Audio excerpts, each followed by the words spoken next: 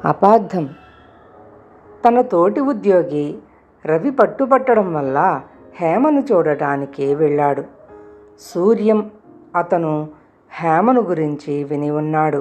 ఆమెకు తల్లిదండ్రులు లేరు, అన్న ఉన్నాడు. కొద్దిగా చదువుకున్న హేమ ఇంటి పనులన్నీ చక్కగా చేయగలదు.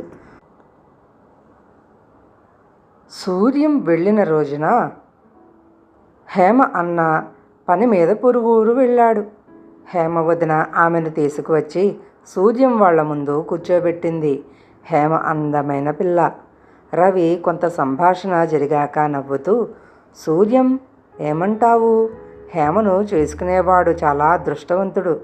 ఎటొచ్చి కట్నం గిట్టుబాటు కాదనే లోపం తప్ప అన్ని విధాలా యోగ్యురాలు అన్నాడు. డబ్బుతో కొనలేనివి చాలా ఉన్నాయి. డబ్బు పోసుకున్న వాటి వల్ల తప్పక సుఖపడతామనే నమ్మకం కూడా లేదు. కనుక కట్నం ప్రసక్తే తేకు అన్నాడు సూర్యం. అయితే హేమ నీకు నచ్చినట్టే అన్నమాట. ఇప్పుడు హేమ తండ్రి వరదాచారి గారుంటే ఎంతో సంతోషించేవాడేమో అన్నాడు రవి. వరదాచారి అన్న పేరు వింటూనే సూర్యం ఉలిక్కిపడి, వరదాచారి గారా? ఆయన ఏం చేసేవాడు? ఏ ఊరు అని అడిగాడు. ఆయన గొప్ప వైద్యుడు. స్వగ్రామం రామాపురంలోనే కాక ఆ చుట్టుపక్కల కూడా ఆయన పేరు తెలియని వారు లేరు అన్నాడు రవి. రవి మాట పూర్తి చేసే లోపల సూర్యం జేవురించిన ముఖంతో లేచి నిలబడి, ఈ మాట ముందే తెలుసుంటే ఈ ఛాయలకు కూడా వచ్చి ఉండేవాణ్ణి కాదు. ఆ పాపాత్ముడు కూతుర్ని చూసినందుకు ఏదో ఒక ప్రాయశ్చిత్తం చేసుకోవాలి అంటూ చరచరా బయటికి వెళ్ళిపోయాడు. ఇది చూసి రవి నిర్ఘాంతపోయాడు. హేమ తెల్లబోయింది. ఆమె కళ్ళల్లో నీళ్లు తిరిగాయి.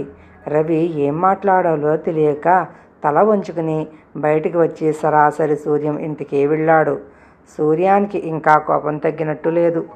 రవి కొంచెం సేపు ఊరుకుని, సాధువు, వైద్యుడుగా చాలా జాలిగుండె కలవాడని పేరు మోసిన వరదాచారి మీద నీకంత కోపం ఎందుకు? నీకు ఆయన తెలుసా అని అడిగాడు. చెబుతాను, ఇంకేనాడు ఆ నీచుడి పేరు నా ముందు ఎత్తకు అని సూర్యం ఇలా చెప్పాడు. సూర్యానికి రామం అనే బాల్యమిత్రుడున్నాడు. సూర్యం పట్నంలో ఉద్యోగంలో చేరే రోజునే రామం పెళ్లి జరిగింది. ఆ కారణం వల్ల సూర్యం ఆ పెళ్లికి వెళ్ళలేకపోయాడు. రామం ఉద్యోగరీత్యా రామాపురం అనే ఊళ్ళో ఉంటున్నాడు. ఉద్యోగంలో చేరిన 3 నెలలకు సూర్యానికి 2 రోజులు సెలవులు కలిసి వచ్చాయి. అతడు స్నేహితుడిని చూసేందుకు రామాపురం బయలుదేరాడు. అతడు ఆ ఊరు చేరేసరికి చీకటి పడింది. రామం ఉండే ఇల్లు తెలుసుకోవటం అతడికి ఏం కష్టం కాలేదు. సూర్యం తలుపు తట్టగానే రామం భార్య జానకి వచ్చి తలుపు తీసింది. ఆమె చాలా దుఃఖంలో ఉన్నట్టు కనబడింది. నా పేరు సూర్యం, రామం స్నేహితుణ్ణి అన్నాడు సూర్యం. ఆ మాట వింటూనే జానకి పైట చెంగుతో కళ్ళు ఒత్తుకుని, అన్నయ్య సమయానికి వచ్చావు. మీ స్నేహితుడికి ఆరోగ్యం ఏం బాగాలేదు అన్నది. రామం మంచం మీద స్పృహ లేకుండా పడుకుని ఉన్నాడు. 3 రోజులుగా మూసిన కన్ను తెరవలేదు. నాకు చాలా భయంగా ఉన్నది అన్నది జానకి. సూర్యం రామం నుదుటి మీద చెయ్యి వేసి చూసి, భయపడకమ్మా, వైద్యుడిని పిలుచుకు వస్తాను అన్నాడు. ఈ ఊరికి వరదాచారి అనే ఆయన ఒక్కడే వైద్యుడు.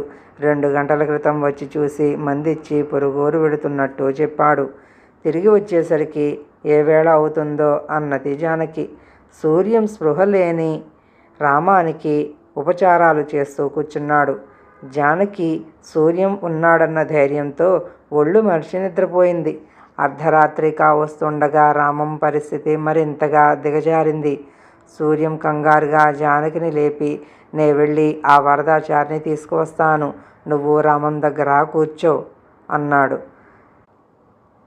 జానకి వరదాచారి ఇంటి గుర్తులు సూర్యానికి 1-2 మార్లు చెప్పింది. అతడు వేప చెట్టు ఎదురుగా ఉన్న వరదాచారి ఇంటిని గుర్తుపట్టి 4-5 సార్లు గట్టిగా తలుపు కొట్టాక కొంచెం ఎడంగా ఉన్న కిటికీ రెక్కలు తెరుచుకున్నవి. మీరేనా వరదాచారి గారు? మా స్నేహితుడు రామం పరిస్థితి అని సూర్యం చెప్పుతున్నంతలో, వరదాచారి గారు, మా నాన్న అర్ధరాత్రి వేళ ఈ తలుపు బాదుళ్ళేమిటి అంటూ కిటికీ వెనక ఉన్న మనిషి గట్టిగా కోప్పడ్డాడు. రోగి ప్రమాద స్థితిలో ఉన్నాడని మీ నాన్నగారికి చెప్పండి అన్నాడు. సూర్యం కిటికీలోంచి బయటికి తొంగి చూస్తున్న అతను తల తిప్పి ఎవరో రామం అనే అతని ఒంట్లో బాగోలేదట, వెళ్తావా నాన్న అంటూ కేకపెట్టాడు. అడ్డమైన వాళ్ళు అర్ధరాత్రి వచ్చి హడావిడి పెడతారు. నిద్ర చెడింది, నువ్వు వచ్చి పడుకో, రోగి బతుకుంటే తెల్లవారి చూస్తాను అంటూ లోపల గదుల్లోంచి జవాబు వచ్చింది. ఆ మరుక్షణం కిటికీ రెక్కలు చప్పున మూసుకున్నవి. సూర్యానికి ఒళ్ళు మండింది. అతను ఇంటికి తిరిగి వచ్చి జరిగింది జానకితో చెప్పి ఆ వరదాచారిని వైద్యుడని పిలవడమే అవమానం. దుర్మార్గుడు. రామాన్ని వెంటనే పట్నం తీసుకుపోదాం. ఈ దగ్గరలో బాడుగ బండి వాడెవడైనా ఉన్నాడా అని అడిగాడు. జానకి పోయి పక్క వీధిలో ఎరుగున్న బాడుగ బండి వాడిని పిలుచుకువచ్చింది. ఇద్దరూ రామాన్ని భద్రంగా బండిలో పడుకోబెట్టారు. కానీ పట్నం వెళ్ళే దారిలోనే రామం పోయాడు. సూర్యం నుంచి ఈ జరిగినదంతా విన్న రవి, ఇదా సంగతి, అయితే హేమ ఇంట నీ ప్రవర్తనకు నేనేం తప్పు పట్టను అన్నాడు. మన్నాడు సాయంత్రం సూర్యం ఇంట్లో ఉండగా వీధి తలుపు చప్పుడైంది. గుమ్మములో నిలబడి ఉన్న హేమను చూసి నిర్ఘాంతపోయిన సూర్యం, నువ్వా, ఇక్కడికి ఎందుకు వచ్చినట్టు అన్నాడు. పెళ్లి చేసుకోమని అడగడానికి మాత్రం కాదు అంటూ హేమ చొరవగా వచ్చి లోపల కూర్చున్నది. ఆమె తనకేసి కోపంగా చూస్తున్న సూర్యంతో, రవి నాకు అంతా చెప్పాడు. తెల్లవారక ముందే పట్నం వెళ్ళిపోవడంతో మీకు ఆ ఊళ్ళో జరిగిన ఘోరం తెలియదు. మా నాన్నగారి మీద మీరు చాలా పెద్ద అపవాదు వేశారు. అసలు జరిగింది ఇది అంటూ చెప్పసాగింది. ఆ రాత్రి హేమ అన్న బంధువుల ఇంట పెళ్లికి వెళ్ళాడు. తండ్రి వైద్యం పని మీద పొరుగురు వెళ్ళాడు. ఆమె వంట చేసి తండ్రి కోసం ఎదురు చూస్తూ కూర్చున్నది. వరదాచారి బాడుగ బండిలో తిరిగి వచ్చేసరికి అర్ధరాత్రి దాటింది. ఆయన వస్తూనే, అమ్మా, బండి వాళ్ళిద్దరూ అన్నదమ్ములట, ఆకలంటున్నారు, వండింది వాళ్లకు పెట్టు, మనం మళ్ళీ వండుకోవచ్చు అన్నాడు. హేమ ముందు గదిలో విస్తళ్ళు వేసి బండి వాళ్లకు వడ్డన చేసింది. వాళ్ళు భోజనం చేసి నూతి దగ్గర చేతులు కడుక్కుని వస్తూనే కత్తులు చూపి బెదిరించి తండ్రి కూతుళ్లను మంచం కోళ్లకు కట్టివేశారు. తర్వాత వాళ్ల నోళ్లలో గుడ్డలు కుక్కి ఇంట్లో ఉన్న విలువైన వస్తువులన్నీ మూటగట్టుకోసాగారు. ఇంతలో వరదాచారి పేరు పెట్టి పిలుస్తూ తలుపు చప్పుడైంది. దొంగలిద్దరూ కంగారు పడి కొద్దిసేపు గుసగుసలాడుకున్నారు.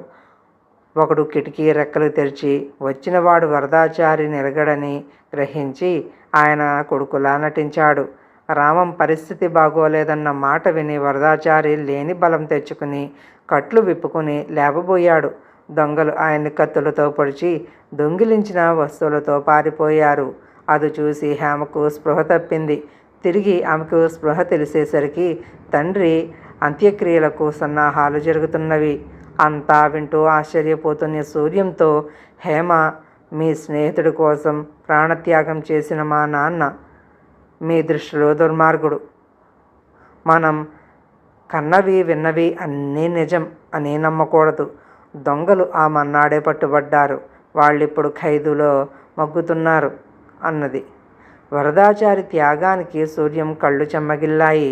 అతడు హేమతో, నువ్వు అన్నట్టు మనం కన్నవి విన్నవి అన్నీ నిజం కాదు, కానీ నేను నీ మెడలో తాళి కట్టడం అందరూ చూస్తారు. అందులో నిజం కానిదంటూ ఏమీ ఉండదు అన్నాడు. ఆ మాటలకు హేమ తృప్తిగా నవ్వుకుని సిగ్గుతో తల వంచుకున్నది. రెండవ కథ, నష్టపరిహారం. తిమ్మాపురం అనే గ్రామంలో జ్ఞానయ్య, యజ్ఞయ్య అనే రైతులిద్దరుండేవాళ్ళు. జ్ఞానయ్యకు గ్రామానికి తూర్పు వైపున, యజ్ఞయ్యకు చిన్న మామిడి తోటలు ఉండేవి. వాళ్ళిద్దరి మధ్య ఎంతో కాలంగా శత్రుభావం ఉన్నది. వేసవి కాలంలో మామిడి తోటలు మంచి కాపు మీద ఉండగా జ్ఞానయ్యకు ఒక దుర్బుద్ధి పుట్టింది. అతడు పట్నం పోయి ఒక కోతిని కొని తెచ్చి రాత్రివేళ రహస్యంగా యజ్ఞయ్య మామిడి తోటలో వదిలాడు. కోతి ఇష్టం వచ్చినట్లు చెట్లల్లో తిరుగుతూ మామిడికాయలు ధ్వంసం చేయసాగింది. యజ్ఞయ్య కోతిని పట్టించాలని గ్రామంలో ఉన్న బోయేవాడికి 10 రూపాయల డబ్బు ఆశ చూపాడు. వాడు వలలు వేసి బోనులు పెట్టి కోతిని పట్టలేక కావాలంటే బాణంతో కొట్టి చంపుతానన్నాడు. ఒరే, కోతిని చంపడం మహాపాపం. దీనిని ఇక్కడకు పంపకం చేసిన వాడు జ్ఞానయ్య. సందేహమే లేదు. నా తోట ఎలాగూ నాశనమైపోతున్నది. అతగాడి తోట వ్యవహారం చూస్తాను అన్నాడు యజ్ఞయ్య కోపంగా. ఆమన్నాడే అతను పట్నం వెళ్ళి కోతినొకదాన్ని కొని తెచ్చి తూర్పు వైపున ఉన్న జ్ఞానయ్య మామిడి తోటలో వదిలాడు. కోతి తోటను సర్వనాశనం చేయ ప్రారంభించింది. జ్ఞానయ్య కోతిని పట్టించే ప్రయత్నాలు చేశాడు, కానీ ఫలించలేదు. ఒకవైపున విరగ కాసిన మామిడి తోటలు పాడైపోతుంటే ఆ సంగతి పట్టించుకోవడం మాని జ్ఞానయ్య, యజ్ఞయ్య తాము ఎరిగిన వాళ్లతో తమ తమ కోతుల ప్రతాపం గురించి గొప్పలు చెప్పుకోవడం ప్రారంభించారు. ఈ విధంగా జ్ఞానయ్య, యజ్ఞయ్యల కోతుల సంగతి అందరికీ తెలిసిపోయింది. అయితే ఎవరూ ఊహించిన విధంగా 4-5 వారాల తర్వాత ఒక పెద్ద ఉపద్రవం వచ్చి పడింది. జ్ఞానయ్య, యజ్ఞయ్యల తోటల్లోని మామిడికాయలను నేలపాలు చేసిన తర్వాత కోతులు 2 కొంత దూరంలో ఉన్న ఇతర రైతుల తోటల మీదకి వెళ్ళి పడ్డాయి. వాళ్ళు కూడా వాటిని పట్టుకోవాలని ప్రయత్నం చేసి సాధ్యం కాక గ్రామ మునసబు దగ్గరికి పోయి జ్ఞానయ్య, యజ్ఞయ్యల మీద ఫిర్యాదు చేశారు. మునసబు వాళ్ళిద్దరినీ పిలిపించి సంగతి చెప్పి, మీ ఇద్దరి తగాదా కారణంగా గ్రామంలోని మామిడి తోటలన్నీ నాశనమైపోతున్నాయి. మీ కోతుల వల్ల నష్టపోయిన రైతులకు నష్టపరిహారం ఇచ్చుకోవాలి అన్నాడు. జ్ఞానయ్య, యజ్ఞయ్యలు తాము ఎంత నష్టపడింది మునసబుకు చెప్పడమే కాక కోతులను పట్టుకునేటందుకు తాము చేసిన ప్రయత్నాల గురించి వివరించారు. మునసబు వాళ్ళ మాటలకు అవునంటూ తల ఊపి, ఈ గ్రామానికి వాటిని పనిగట్టుకు మరీ తెచ్చిన వాళ్ళు మీరు.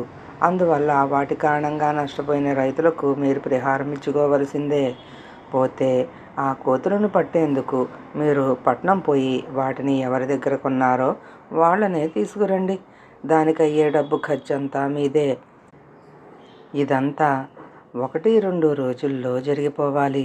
ఆలస్యం అయిందో మీరు చెల్లించవలసిన నష్టపరిహారం 2 అన్నాడు.